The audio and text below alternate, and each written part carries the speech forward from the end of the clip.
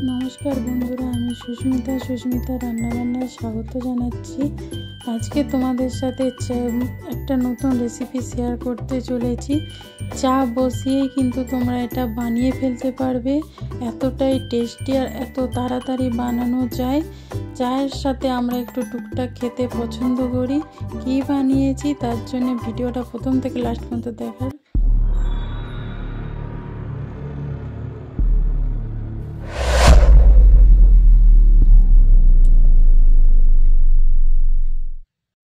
এখানে আমি দেখতে পাচ্ছি মটরশুঁটি ছাড়িয়ে পরিষ্কার করে নিয়েছি।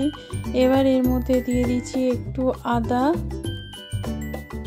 তারপরে দিয়ে দিচ্ছি 5-6টা রসুনের কোয়া আর 2টো কাঁচা লঙ্কা। এই সব কিছু মিক্সির মধ্যে পেস্ট করে নেব। জল ছাড়া কিন্তু এটা পেস্ট করতে হবে।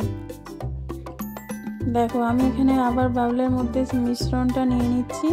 দেখতেই পাচ্ছ আমি কিন্তু একদম মিহি পেস্ট করিনি, যেহেতু এটা জল ছাড়া হয়েছে ওই জন্য একটু আধ ভাঙা টাইপের মিশ্রণটা কিন্তু হয়েছে। এই রকমই কিন্তু আমাদের একটা পেস্ট বানিয়ে নিতে হবে, তবেই কিন্তু খেতে ভালো লাগবে। এখানে সব মিশ্রণটা আমি বাউলের মধ্যে নিয়ে নিলাম। এবার দিয়ে দিচ্ছি ধনেপাতা কুচি। এখানে ধনেপাতা দিলে খুব ভালো লাগে খেতে। তারপরে দিয়ে দিচ্ছি স্বাদ মতো নুন। তারপরে এখানে দিয়ে দেবো পরিমাণ মতো হলুদ, অল্প করে একটু কালারের জন্য জাস্ট হলুদটা দেব। তারপরে এর মধ্যে দিয়ে দেবো 1 চামচ কাশ্মীরি লঙ্কার গুঁড়ো। এখানে ঝাল লঙ্কার গুঁড়োটা আমি ব্যবহার করছি না।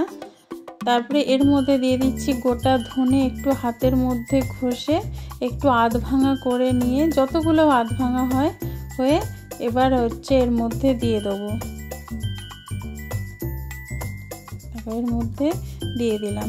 এবার দিয়ে দিচ্ছি একটু কালো জিরে, তারপরে দিয়ে দেবো একটু জোয়ান, গোটা জোয়ান দিয়ে দিলাম। তোমরা যদি জোয়ানের গন্ধ পছন্দ না করো এটা অ্যাভয়েড করতে পারো।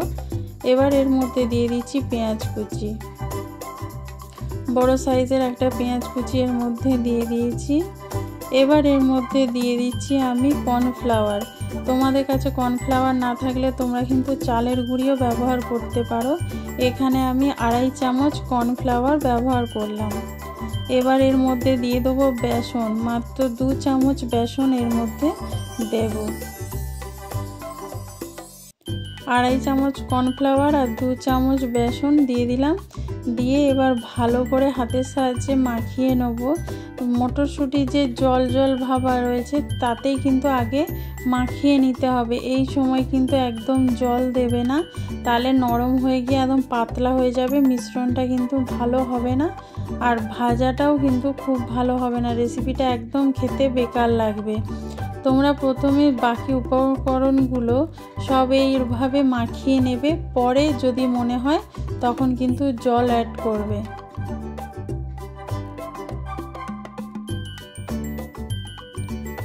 দেখো দেখতেই পাচ্ছ এখানে আঠালো একটা তৈরি হয়েছে। এবার এর মধ্যে আমি অল্প করে জল দিয়ে দিচ্ছি, যেহেতু একদম শুকনো হয়েছে। এবার আমি একটু করে অল্প করে একদম জল দিয়ে দেবো, যেন একটা নরম সফট ডো তৈরি হয়েছে, মানে মাখানোটা এমন তৈরি হয় সেরকমভাবে তোমাদের মাখিয়ে নিতে হবে অল্প করে জল দিয়ে। আমি আবার আরেকটু জল দেব। তোমরা দেখতেই পাচ্ছ হাতে আমি কতটা করে জল নিচ্ছি। একটুখানি করে জল নিয়ে মাখাচ্ছি। এই মাখানোটাতেই কিন্তু হয়ে যাবে, আর আমার জল লাগবে না। দেখো দেখেই নিচ্ছ কত সুন্দর একটা মিশ্রণ তৈরি হয়েছে। এরকম কিন্তু একটু আঠালো ভাব থাকবে, কিন্তু একদম শুকনো নয়, একটু নরম করে নিতে হবে। দেখো দেখতেই পাচ্ছ আমি তোমাদের তুলে দেখাচ্ছি। দেখো মুঠো করে নেওয়া যাচ্ছে, গোল করে নেওয়া যাচ্ছে, এরকমভাবে একটা মিশ্রণ তৈরি করতে হবে। এবার গ্যাসেতে কড়া বসিয়েছি, তাতে সাদা তেল দিয়েছি। তেলটা ভালো করে আগে প্রথমে গরম করে নিতে হবে। গরম করে নেওয়ার পরে ওই মিশ্রণ থেকে অল্প অংশ নিয়ে গোল আকারে এখানে আমি বড়ার মতন করে ভেজে নেব। বন্ধুরা এই ধনে জিরে জোয়ান সব কিছু দিয়ে যে এত সুন্দর ধনেপাতা সব দিয়ে যে এই পকোড়াটা এত সুন্দর লাগে খেতে, তোমরা চা কফির সাথে একবার বানিয়ে খেয়ে দেখো, মানে মুগ্ধ হয়ে যাবে। তোমরা বারবার বলবে যে এই মটরশুঁটির পকোড়াটাই বানিয়ে খাই। আর বা বাড়িতে অতিথি এলে তাদের কিন্তু চায়ের সাথেও চট করে বানিয়ে দিতে পারবে। এই শীতকালে তো এখন প্রত্যেকের বাড়িতেই মটরশুঁটি আছে। তোমরা কিন্তু এরকমভাবে বানিয়ে দেখো। কেমন লাগলো প্লিজ আমাকে কমেন্ট করে কিন্তু অবশ্যই জানিও তোমাদের ভিডিওটা কেমন লাগলো। আর যদি ভালো লেগে থাকে লাইক অবশ্যই করে দিও, আর বন্ধুদের সাথে বেশি বেশি করে শেয়ার করো। এইভাবে দিয়ে আমি 1 মিনিট রেখে দেবো। 1 মিনিট পর দেখো আমি কিন্তু উল্টে নিচ্ছি। এটা পুরো মিডিয়াম আঁচে কিন্তু ভাজতে হবে, নাহলে ভেতরটা কাঁচা রয়ে যাবে আর উপরটা শক্ত মানে ভাজা হয়ে যাবে। আর বন্ধুরা এটা কিন্তু এতটা ক্রিসমি হয় যে তোমরা নিজেরা না খেলে বুঝতেই পারবে না যে এত সুন্দর হয়েছে।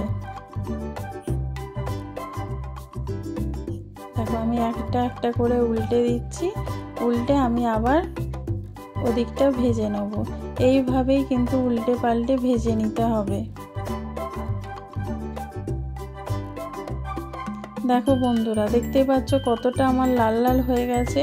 এবার কিন্তু আর ভেঙে যাবার ভয় নেই, তোমরা যেমন খুশিভাবে এটা উল্টে পাল্টে লাল লাল করে ভেজে নিতে পারো। আমি এরকম করে লাল লাল করে ভেজে নেব। আরও একটুক্ষণ ভাজতে হবে, এখনও ঠিক হয়নি।